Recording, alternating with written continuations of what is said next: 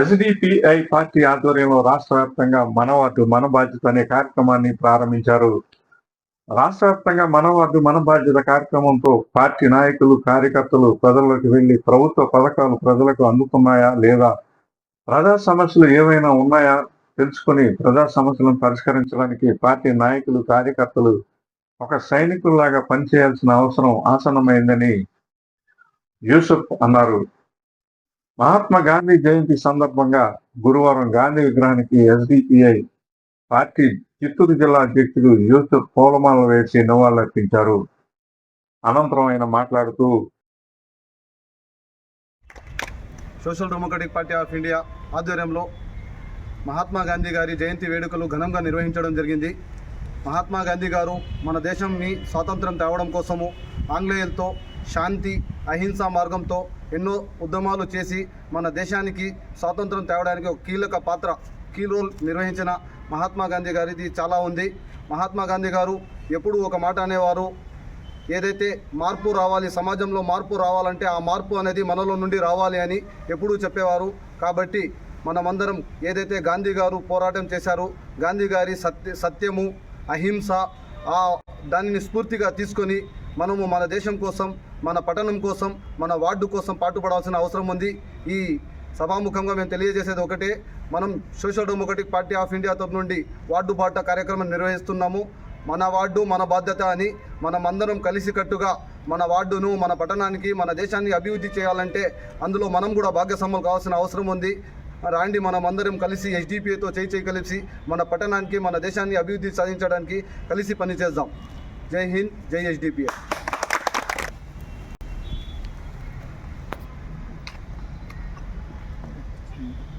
ఒక్క అడుగు ముందు.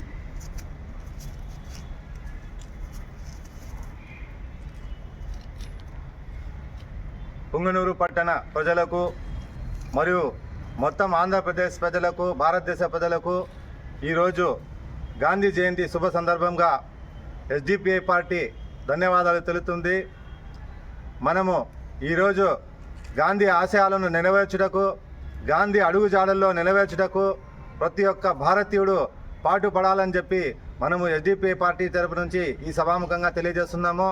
అదేవిధంగా ఈరోజు ఎస్డిపిఐ పార్టీ తరపు నుంచి ఆంధ్రప్రదేశ్ మొత్తము ప్రతి ఒక్క ఇంటికి మన వార్డు మన బాధ్యత అనే నినాదంతో మా యొక్క క్యాడర్, మా యొక్క మెంబర్ ప్రతి ఇంటిని సందర్శించి, వార్డును సందర్శించి ప్రజల యొక్క సమస్యలు తెలుసుకొని రాబో రోజుల్లో ఈ సమస్యలను పరిష్కరించే దిశగా ఎస్డిపిఐ కార్యకర్తలు పాటుపడతారని చెప్పి నేను ఈ సభాముఖంగా తెలియజేస్తున్నాము.